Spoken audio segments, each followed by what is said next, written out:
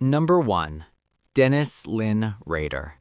Dennis Lynn Rader was born on March 9, 1945 in Pittsburgh, Kansas. He was the oldest of 4 sons. His parents worked long hours and were often absent. Rader later said he felt ignored as a child. He also admitted that from a young age he had violent sexual fantasies about controlling and hurting women. These thoughts never went away. They got stronger with age. Rader grew up, joined the U.S. Air Force, and served for 4 years.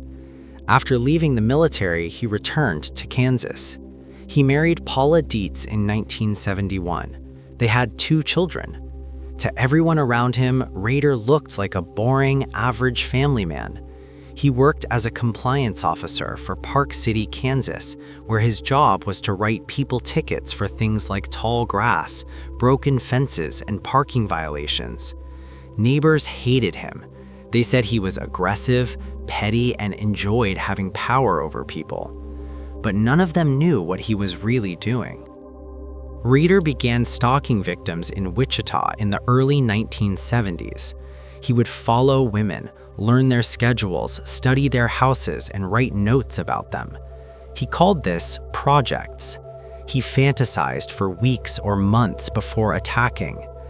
On January 15, 1974, he committed his first murders. He broke into the home of the Otero family. Inside were Joseph Otero, his wife Julie, and their 2 children, Joseph Jr. and Josephine.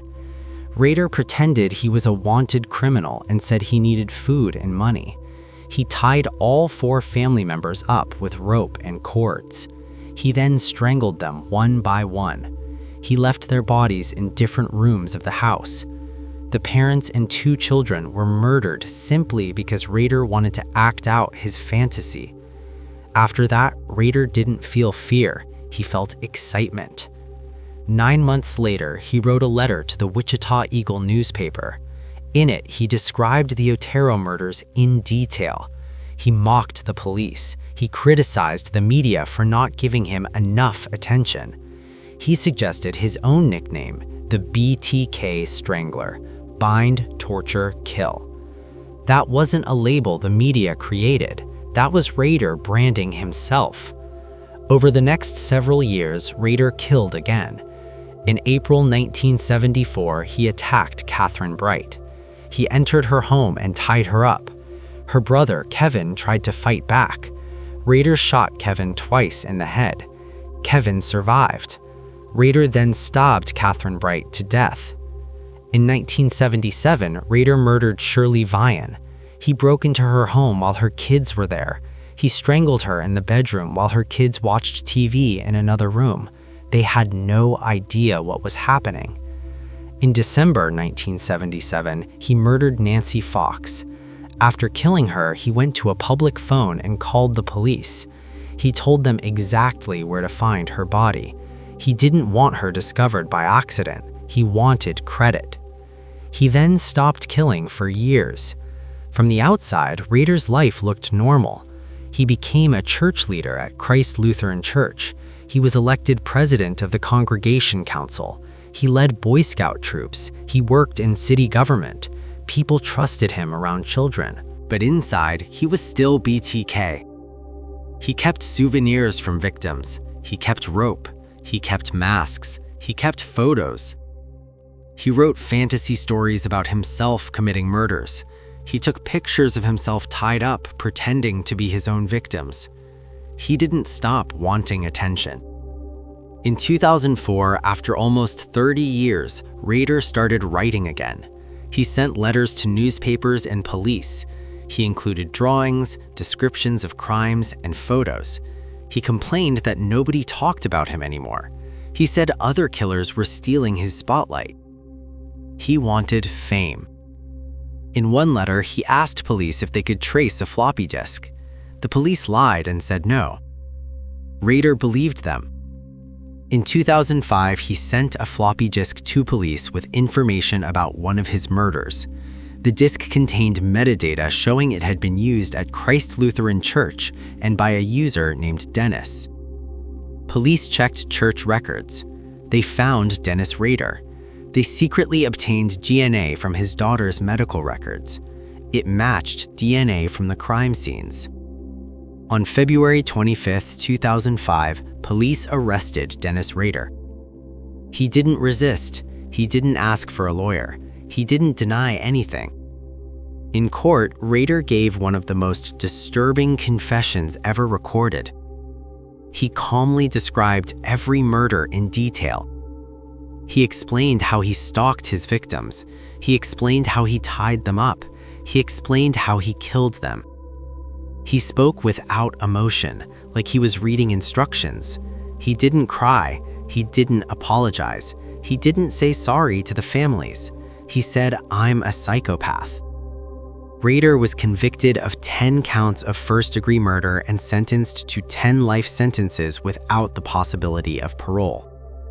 Kansas does not execute people for crimes committed before 1994, so Rader avoided the death penalty. He will die in prison. Today, Dennis Rader is held in solitary confinement at El Dorado Correctional Facility in Kansas. He's allowed very limited contact with the outside world. He still writes letters. He still talks about his crimes. He still wants attention. He didn't just want to kill. He wanted the world to know he killed. He wanted to be remembered. He wanted his name attached to death. That's why BTK didn't hide. He bragged, he wrote, he mocked, and in the end, he was caught because he couldn't stop talking. Number 2. David Berkowitz. David Berkowitz, known worldwide as the Son of Sam, is one of the most infamous American killers of the 1970s. Between July 1976 and July 1977, he carried out a series of shootings across New York City, attacking couples in parked cars and young women walking alone. His crimes left 6 people dead, 7 others wounded, and millions of residents living in fear during one of the biggest manhunts in U.S. history. Berkowitz was born Richard David Falco on June 1, 1953, in Brooklyn, New York. His biological mother gave him up at birth, and he was adopted by Nathan and Pearl Berkowitz. He was described as a difficult child, aggressive, impulsive, and prone to violent outbursts. Throughout his teens, he set fires, killed animals, and developed a reputation for unpredictable behavior. These patterns would later be recognized as common red flags in violent offenders, but at the time, they went mostly unnoticed. He joined the U.S. Army in 1971, served in South Korea, and was honorably discharged 3 years later. Returning to New York, he struggled socially and mentally. He began to believe that demons communicated with him and that his purpose was to kill. By late 1975, he claimed he was hearing voices instructing him to commit violence. Whether these claims were genuine psychosis or later attempts to excuse his crimes remains debated by experts. What is certain is that his violence escalated quickly. On July 29, 1976, Berkowitz committed his first confirmed shooting. Donna Lauria and Jody Valenti were seated in a parked car in the Bronx. Berkowitz approached and fired 3 shots, killing Lauria instantly and wounding Valenti. He used a .44 caliber Charter Arms Bulldog revolver, the weapon that would become his signature throughout the attacks. Police noted the unusual ammunition and suspected an organized, skilled gunman. They were wrong. Berkowitz was acting alone, without training beyond basic military firearms usage. Over the next year, he struck repeatedly. His attacks followed a pattern: nighttime ambushes, mostly targeting young women with long, dark hair. On October 23, 1976, he shot Carl Denaro and Rosemary Keenan in Queens. On November 26th, he shot 2 teenage girls, Donna DeMasi and Joanne Lomino, leaving Lomino paralyzed. On January 30th, 1977, he shot Christine Freund and John Deal, killing Freund. Each attack was sudden, fast, and involved the same .44 caliber revolver. The media began speculating about a serial shooter, but police departments at the time were not well coordinated across boroughs. That lack of coordination gave Berkowitz months of advantage. On March 8, 1977, he shot college student Virginia Voskerikian with a single shot to the face, killing her instantly. Police recovered the bullet, matched it to the same .44 caliber weapon used in previous attacks, and officially linked the cases. The realization that a single killer was roaming the city triggered public panic. By this point, Berkowitz had developed a pattern of stalking his victims beforehand, often circling neighborhoods repeatedly until he found a target. The event that pushed the case into national attention came on April 17, 1977.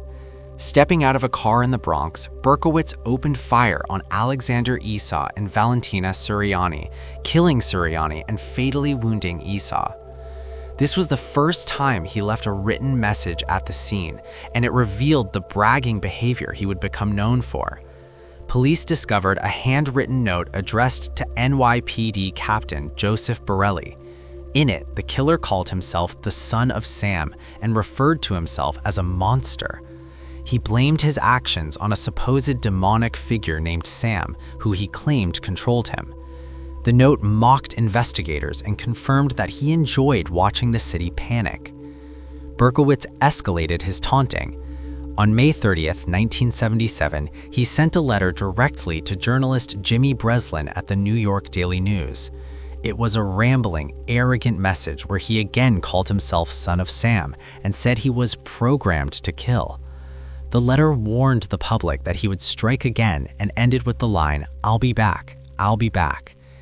That letter turned the case into a media firestorm. Newspapers printed daily updates, and New Yorkers altered their lifestyles out of fear. Women cut their hair, avoided going out at night, and police precincts outed plainclothes officers everywhere. Despite this, Berkowitz attacked again. On June 26, 1977, he shot Judy Placido and Sal Lupo, who survived. His final shooting occurred on July 31, 1977, when he shot Stacy Moskowitz and Robert Violante in Brooklyn. Moskowitz died, and Violante was permanently blinded in one eye. This attack would finally lead to Berkowitz's capture. A witness saw a suspiciously parked car that night and reported it. The car had been ticketed earlier for being too close to a fire hydrant. That ticket linked directly to David Berkowitz's home address. Detectives began surveillance almost immediately. On August 10, 1977, they approached Berkowitz sitting in his parked car. In the back seat was the .44 caliber revolver used in all of the shootings. When officers asked who he was, he reportedly answered, "You got me." In his apartment, investigators found letters he intended to send, maps of attack locations, and notebooks documenting more than 1,000 fires he had set around New York. During interrogations, he claimed he acted under orders from a demonic figure named Sam, who he claimed controlled him. Later, he admitted he created the story to appear insane. He confessed to all 6 murders and the wounding of 7 others. In May 1978, he pled guilty and received 6 consecutive life sentences. There was no trial. Years later, Berkowitz changed his story repeatedly. He claimed involvement with a satanic group, then retracted that. He claimed he found religion in prison and now calls himself the Son of Hope. None of these claims changed the factual record. He terrorized New York City for a full year, carried out 13 shootings, and openly bragged about his actions through letters, taunts, and threats designed to keep the city in fear. Today, David Berkowitz remains in prison at Sullivan Correctional Facility, serving life without parole. His case was one of the first major media-driven serial killer manhunts in U.S. history, and his letters, arrogant, mocking, and self-glorifying, became a defining example of a killer who took pride in the chaos he caused and publicly bragged about it while the city searched for him. Number 3. Albert Fish.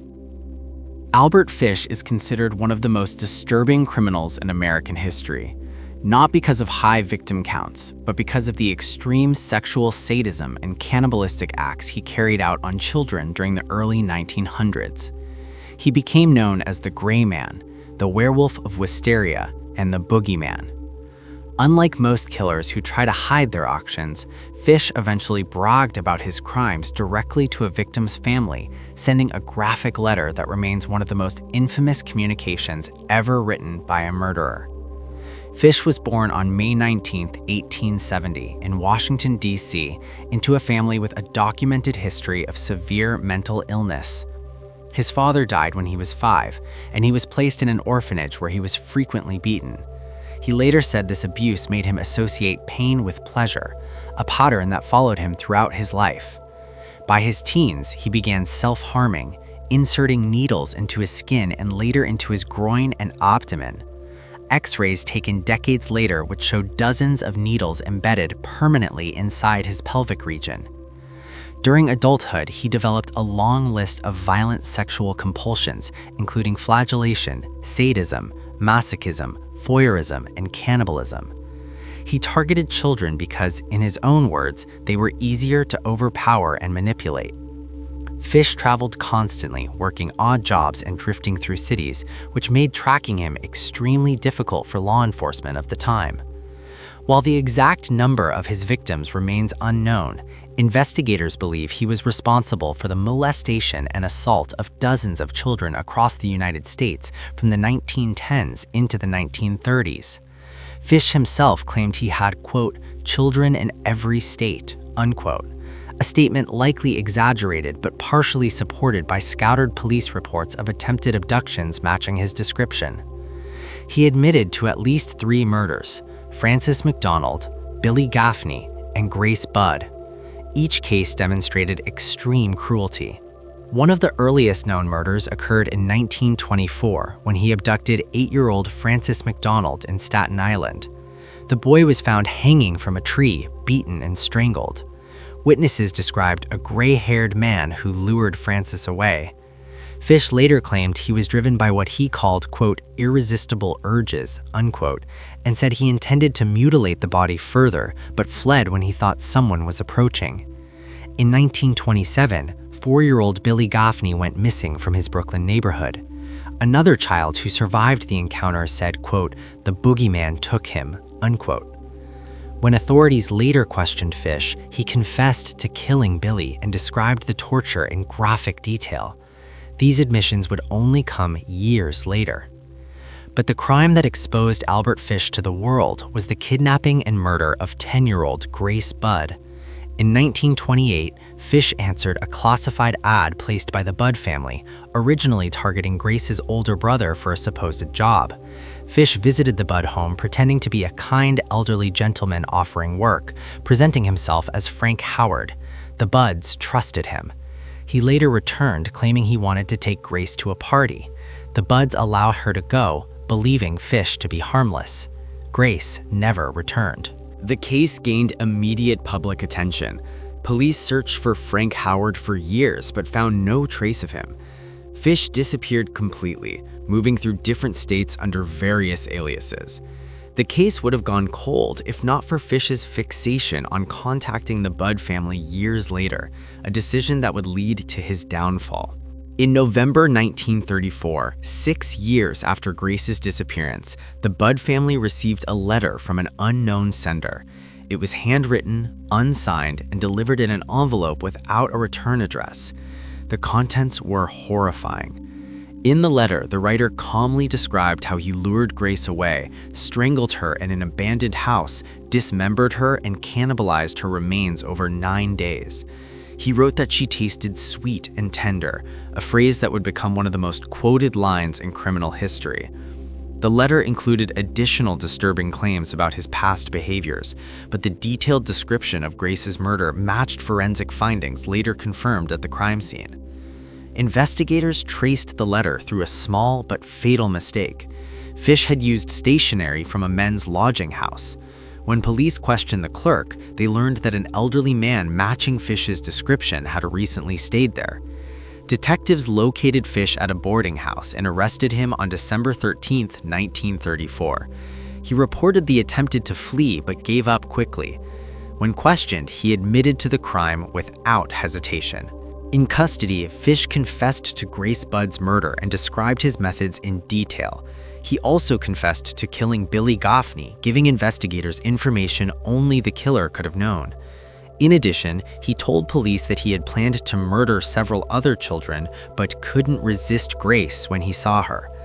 Detectives were disturbed by how calm and matter-of-fact he was. Psychiatric evaluations revealed delusions, sadomasochistic obsession, and religious hallucinations. He claimed God commanded him to harm children and that cannibalism purified the soul. However, psychiatrists disagreed about whether he was legally insane. Fish's trial in March 1935 focused heavily on his mental state. His defense argued insanity, citing decades of self-mutilation, violent sexual fetishism, and his extreme behavior.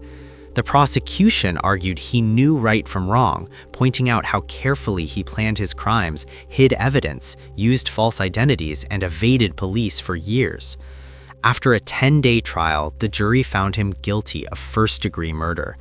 Even though several jurors believed he was mentally ill, they concluded he should be executed rather than institutionalized. On January 16, 1936, Albert Fish was executed in the electric chair at Sing Sing prison. He reportedly showed no fear and welcomed his death. According to prison officials, Fish even commented that the electric chair would be the supreme thrill. Because of the dozens of needles embedded in his pelvis, some believed the execution might malfunction, but it proceeded normally. After his death, authorities continued to investigate other possible victims, but most cases remained unsolved due to lack of evidence. Albert Fish is remembered not for the quantity of his killings, but for the extreme nature of his actions. His letter to Grace Budd's mother became one of the most notorious examples of a killer bragging about his crime directly to a victim's family.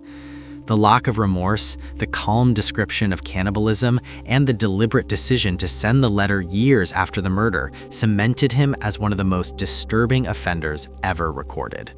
Number 4. Keith Hunter. Keith Hunter Jesperson built his reputation as a man who wanted recognition for killing, and he made that clear from the first moment he realized someone else might take credit for his crimes. Jesperson spent most of his adult life behind the wheel of a long-haul truck, moving from state to state, rest stop to rest stop, carrying cargo across the United States while leaving bodies behind him. His killings happened in Oregon, Washington, Florida, California, Nebraska, Wyoming, wherever he traveled. The victims were usually women he encountered during long trips, many of them vulnerable, living transient lives, or relying on truck stops to survive. Jesperson took advantage of isolation, dark highways, and his constant movement to strike without being noticed. He didn't have a complicated method. Jesperson relied almost exclusively on strangulation. He claimed he preferred killing by hand because it gave him, quote, control and allowed him to feel the life leave the body. In interviews, he said the act itself was more important than planning, and he often killed on impulse. What he didn't do impulsively was talk about it until it bothered him that no one knew what he had done. His first confirmed victim was 23-year-old Tanja Bennett in January 1990. Jesperson met her in Portland, Oregon, brought her back to her rental house, and strangled her after an argument. He dumped her body in the Columbia River Gorge. But instead of the investigation leading to him, something bizarre happened. Two people, Laverne Pavlenok and her abusive boyfriend, John Sosnovsky, falsely confessed to the murder. Pavlenok fabricated an entire story to get out of her relationship, and her confession was convincing enough that both she and Sosnovsky were sentenced, Pavlenok to prison, Sosnovsky to 15 years. Jesperson expected that the murder would put him on the map. Instead, someone else took the fall. This enraged him more than the investigation itself. He wanted credit. He wanted official acknowledgement that he was responsible. And that desire for recognition became the fuel behind the persona he later created. After the false conviction, Jesperson began leaving messages. First, he wrote an anonymous confession on a bathroom wall in a truck stop, claiming responsibility for Bennett's murder. Police didn't take it seriously. Then he wrote letters to the police and newspapers, trying to outline details only the killer would know. Again, little happened. The fact that the world wasn't paying attention bothered him deeply. By 1992, Jesperson had killed several more women in different states. Their bodies would appear along highways, behind businesses, or dumped in remote areas. Their identities were often unknown. Many of them were never reported missing. Jesperson later described them as opportunities. He killed a woman named Claudia in Oregon, another known only as Cindy in California, and numerous others who remain unidentified. The more he killed, the more frustrated he became that no one connected the cases. In his mind, he was building a legacy, but no one noticed. So Jesperson escalated his bragging. He started sending long, rambling letters to the media, letters signed with a simple smiley face at the bottom. That symbol was his way of branding the murders, a crude signature he hoped would make headlines. He wanted the public to know the killings were connected. He wanted the police to acknowledge they had a serial killer moving freely from state to state. And he wanted the courts to overturn the Bennett case because he couldn't stand the idea that someone else was stealing his work. In his letters, he didn't just confess. He listed victims, described the method, and mocked investigators for failing to track him. He bragged about how easy it was to kill without being caught. Jesperson believed that the smiley face signature would force the media to pay attention, and eventually it worked. The turning point came in 1995 after he murdered a woman named Julie Winningham in Washington. She was the first victim connected to him personally, someone he had known for weeks, not hours. This made investigators look more closely at Jesperson, and suddenly the spotlight shifted. Jesperson realized the police were approaching him, and instead of running, he tried to shape the narrative himself. He wrote another letter, again with the smiley face, admitting to the crime. Unable to hide anymore, Jesperson attempted suicide multiple times. Finally, he wrote a note on a bathroom stall in a truck stop in Wyoming, confessing to multiple murders. Again, the smiley face was there. Not because he felt remorse, but because he wanted to be known. Shortly after that, he turned himself in. Once arrested, he embraced the attention. He claimed he had killed more than 160 people, a number widely believed to be an exaggeration designed to inflate his legacy. Investigators could confirm at least 8. Jesperson continued bragging from jail, writing letters to media outlets, responding to journalists, and sending diagrams of crime scenes. To him, the attention was a reward. The smiley face symbol became a calling card not because it meant anything deep, but because he wanted a recognizable identity, something he felt the world owed him once he became a killer. Jesperson's case is one of the clearest examples of a murderer who wasn't just killing for power or impulse, but for recognition. He wanted people to know his name, his crimes, his pattern. The moment someone else took credit for his first murder, it ignited the part of him that needed acknowledgement. Every letter, every brag, every smiley face was meant to correct that insult.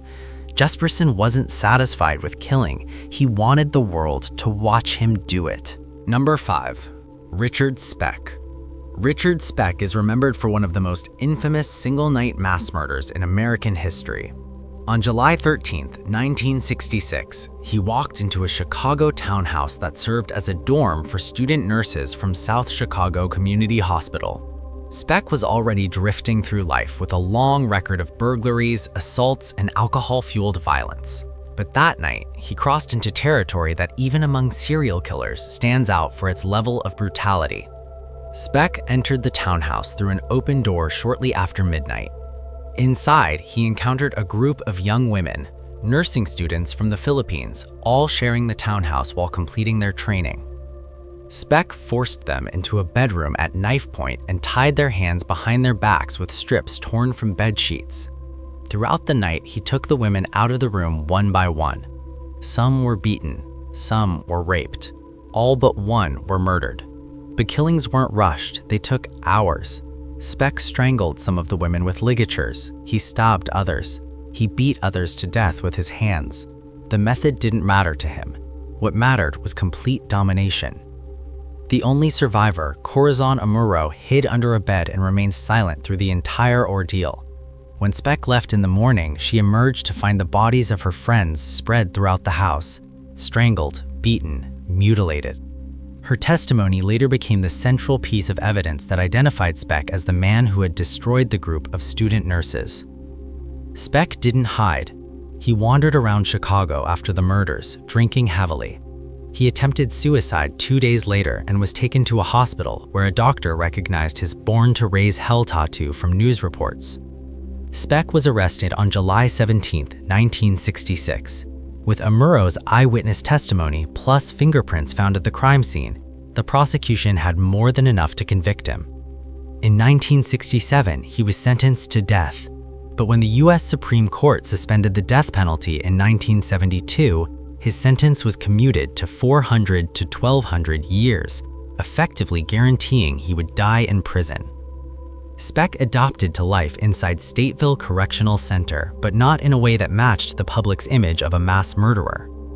Over time, he became comfortable. Too comfortable. He traded favors, bought protection, and earned privileges through corruption and manipulation. He also became heavily involved in drugs inside the prison. Cocaine, marijuana, pills, whatever made it inside, he used. Guards later confirmed that inmates regularly paid them for favors, and Speck benefited from the system. Then, the tape surfaced. In 1992, decades after the murders, a video recorded inside Stateville leaked to the outside world. It showed a version of Richard Speck the public had never seen. Shirtless, wearing women's underwear, clearly high on drugs, sitting casually with another inmate. The tape was filmed in 1988 with a smuggled camcorder.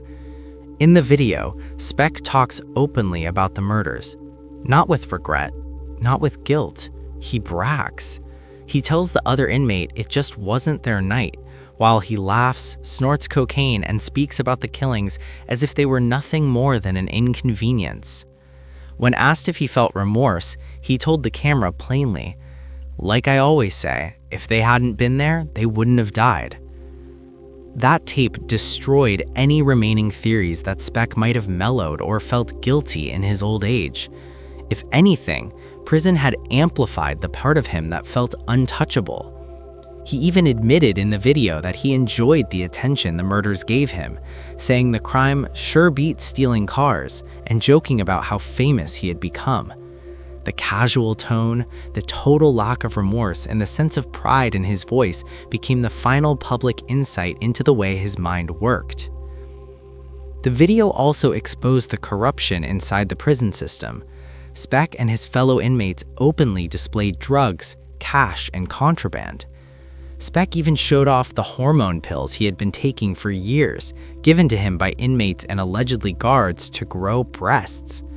This made the footage even more shocking because it revealed that Speck had been living in a prison environment with nearly no rules applied to him.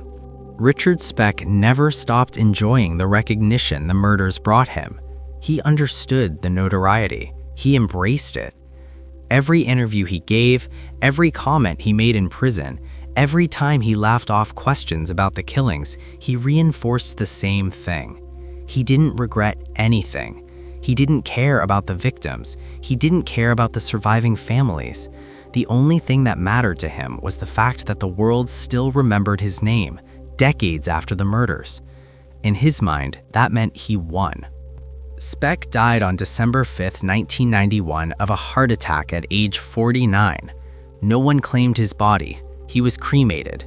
His remains were scattered in an undisclosed location, so no memorial could ever be built. But the leaked tape, released publicly in 1993, ensured that Speck's final message to the world was exactly what he wanted it to be. A man with no remorse, bragging about the night he murdered 8 women and laughing about how he felt nothing. Number 6. Carl Panzram. Carl Panzram wasn't just a killer. He was a walking manifesto of hatred. Born in 1891 in East Grand Forks, Minnesota, he grew up in the kind of environment that manufactures criminals. Beatings, abuse, and a family that didn't care what happened to him. But thousands of people grow up rough. Panzram was different because he chose to turn every moment of abuse into fuel for revenge. And he didn't hide it. He bragged about it. He documented it. He celebrated it. By the time he was 11, he was already in reform schools for burglary.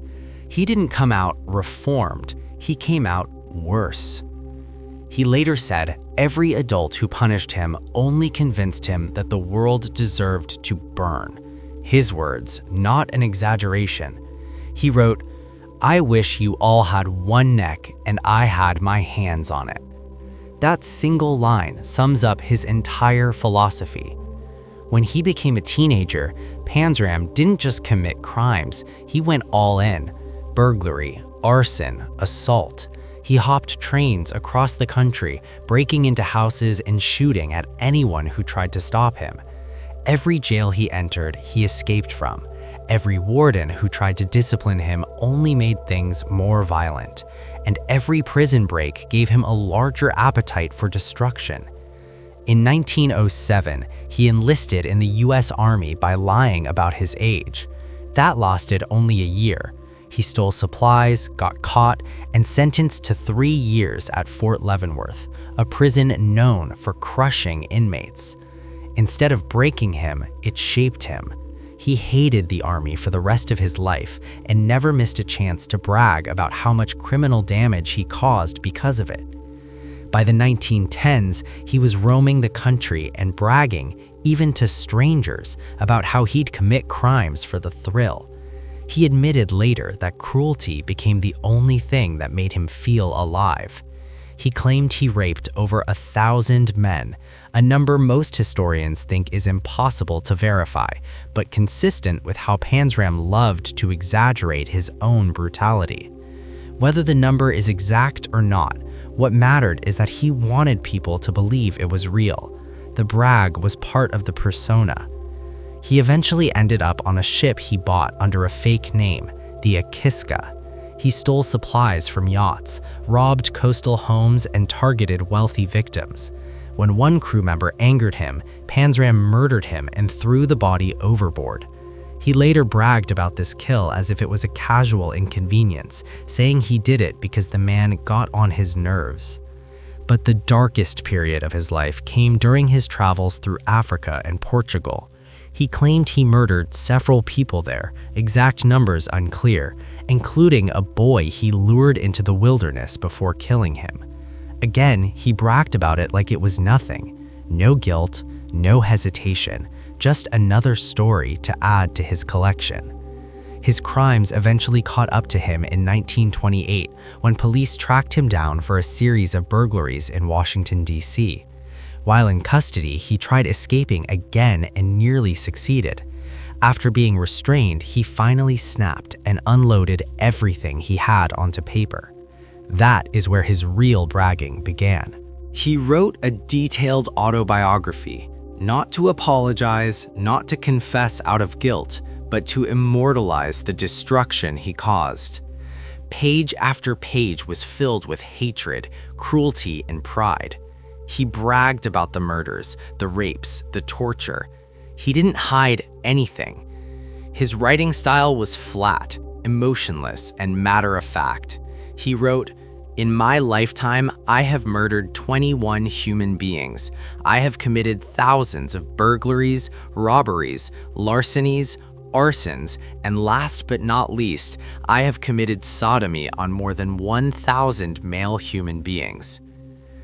He didn't write this because he wanted forgiveness. He wrote it because he wanted to restate how much damage he caused, and he wanted the world to know he never regretted a second of it. Even in prison, Panzram stayed violent. At Leavenworth, the same place he'd been locked up 20 years earlier, he assaulted guards constantly. In 1929, he murdered a prison laundry foreman named Robert Warnke by beating him to death with an iron bar. Instead of running from it, he bragged openly, quote, "I beat him until he stopped making noises." After the murder, he demanded the death penalty. not because he feared imprisonment, but because he didn't want to stop killing. He told the court he would kill again if they didn't execute him. The judge agreed. While waiting for execution, the one person he talked openly to was a guard named Henry Lesser. Panzram wrote his autobiography for Lesser, telling him everything without filters. Lesser later said Panzram seemed proud to finally have an audience who would listen to every violent detail. But Panzram saved his biggest brag for the final moment of his life. On September 5, 1930, Panzram walked to the gallows with no fear, no hesitation. He refused a last meal, he refused a prayer, he refused every attempt to soften the moment. When the executioner struggled adjusting the noose, Panzram snapped at him with the line that defined his entire legacy. Quote, "Hurry it up, you Hoosier bastard. I could hang a dozen men while you're fooling around." That wasn't just a final insult, that was a brag, a final punchline to a life he lived entirely on his own terms, violent, hateful, and unapologetic. Carl Panzram died exactly the way he lived, angry, proud, and openly boasting about the pain he caused, and he left behind exactly what he wanted, a written record of his crimes that didn't beg for understanding or forgiveness, but demanded that the world recognize how much damage he inflicted simply because he wanted to. Number 7. Richard Kuklinski. Richard Kuklinski wasn't a typical hitman. He wasn't a street enforcer, a gang soldier, or an impulsive murderer. He was a professional executioner working quietly behind the scenes from multiple New York and New Jersey crime families. The only reason anyone knows his name is because he chose to talk, and when he talked, he bragged, calmly, proudly, with a dead, empty stare that made even seasoned interviewers uncomfortable. Born in Jersey City in 1935, Kuklinski grew up in a home built on abuse. His father beat him regularly. His mother beat him with broom handles. By his teens, he already showed signs of the cold detachment that would define his adult life. He killed neighborhood animals for entertainment, not for survival. In his own words, "I just wanted to see what it would feel like." That phrase echoed throughout his entire adulthood. By the 1970s, he was known on the streets as a man who would do anything for money. He sold porn, ran scams, and did small-time enforcement work. But his personality, quiet, emotionless, and completely obedient, caught the attention of organized crime. He wasn't a stereotypical loud, hot-headed gangster. He was invisible. That made him valuable. According to Kuklinski, he became a contract killer almost casually. Someone needed a problem solved. He solved it. No hesitation, no questions. He later bragged that murder became just another job, and the killing itself didn't stir anything in him. His only real emotion was resentment toward anyone who disrespected him or wasted his time. Everyone else was a target if the price was right. Kuklinski claimed over 100 to 200 murders, though investigators could only connect him to a handful. But what made him stand out wasn't the number, it was the method. He bragged about experimenting. He said he used guns, knives, chainsaws, bats, poison, garrotes, and even crossbows. He claimed cyanide was his preferred method because it left less mess and was harder to trace. In the HBO interviews, he said, "I used to put it on their food or put it in a spray bottle. Real easy." The brag wasn't subtle. He talked about murder like someone describing a recipe. His most infamous story involved freezing bodies to confuse investigators. He'd kill a man, store the corpse in a freezer for weeks, and dump it later so the medical examiner couldn't determine the time of death. That tactic earned him the nickname the Iceman. He didn't run from the nickname, he embraced it. He said he liked how cool it sounded. Another brag, another trophy. The mafia used him because he didn't drink, didn't use drugs, and didn't talk. He was reliable. He didn't panic. He didn't brag publicly during his active years. His bragging came later, when he was already locked up and untouchable. One of his most disturbing claims involved a man who insulted him in a bar. Kuklinski said he followed the guy to his car, pulled out a knife, and stabbed him to death. Then he went home and ate dinner with his family like nothing happened. His words were always delivered with the same flat, emotionless tone. He shouldn't have mouthed off. No anger, no passion, just a simple explanation. Another brag came from how he said he killed a man in front of the man's own family members. He shot the target and calmly walked away while everyone screamed, later saying he didn't feel anything. That was his problem, not mine. He always separated himself from the humanity of his victims. There was also the story he told about a homeless man he killed just to practice. He described offering the man a drink laced with cyanide, watching him fall unconscious, and dragging him into an alley. When interviewers asked him why he did it, he shrugged. I was bored. Whether every claim was true or exaggerated didn't matter because he wanted people to believe the worst version of him. Kuklinski understood that his legend came from his own mouth. His family had no idea. His wife Barbara said she never suspected he was a killer. He was a husband, a father, and a man who could separate his double life with absolute discipline. He once bragged about coming home after a hit, wiping off the gunpowder residue in the bathroom sink, and then playing with his kids. His downfall came not from the mafia, but from a joint undercover operation called Operation Iceman. The ATF and New Jersey authorities used an undercover agent posing as a hitman to befriend him. Over months, Kuklinski bragged openly about past kills and agreed to commit another one. When the sting ended in 1986, police arrested him with cyanide already prepared in his car. During questioning, he stayed calm. He denied nothing. He didn't beg. He didn't panic. He simply waited for the next step. In 1988, he received multiple life sentences. Prison didn't silence him. It amplified him. The HBO documentaries, the Iceman tapes, turned him into one of the most recognizable killers of the 20th century. Sitting in a chair, arms crossed, Kuklinski described murders without emotion, like a man recalling errands.